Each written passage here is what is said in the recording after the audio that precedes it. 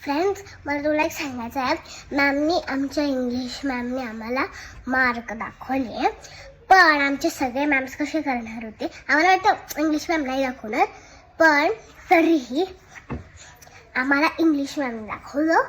नाहीतर सगळे मॅम जे होते ना ते कधी दाखवणार आहेत सांगू, SLC मध्ये. पण मी SLC मध्ये नाही आहे. कोणतं जाईल तिकडे, SLCच्या नंतर मग आम्ही तिकडे जाऊ बाहेर.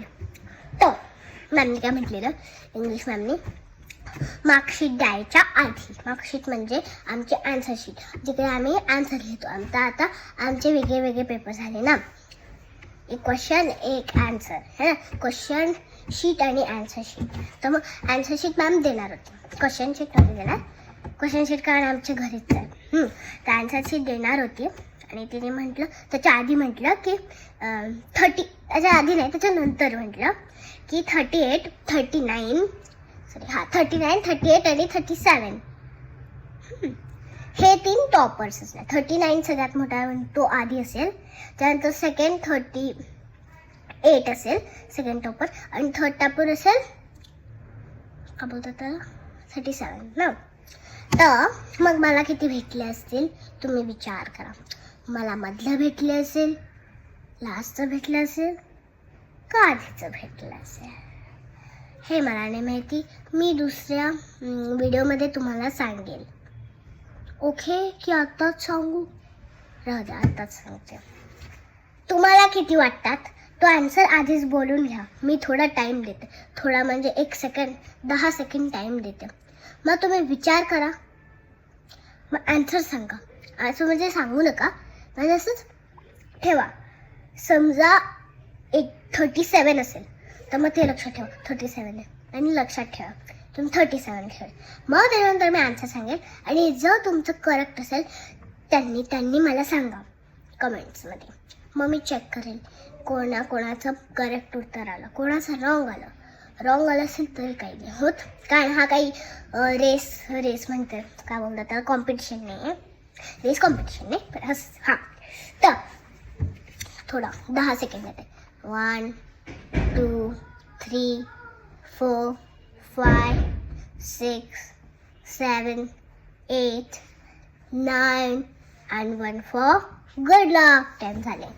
आता थोडा टाइम ब्रेक देते. 1 झालं. आता मी आन्सर सांगते. तो आन्सर आहे, झालं तुमचं डिस्कस? ओके, सांगते. 38 तुम्हाला वाटलं नसेल, तुम्हाला वाटलं असेल 39 आलं असेल.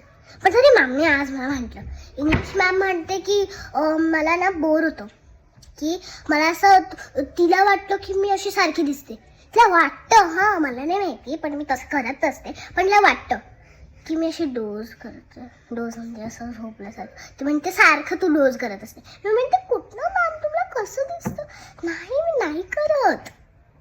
पण मॅमला नाही माहिती तुम्ही नाही करत, त्यांना असं वाटत असेल.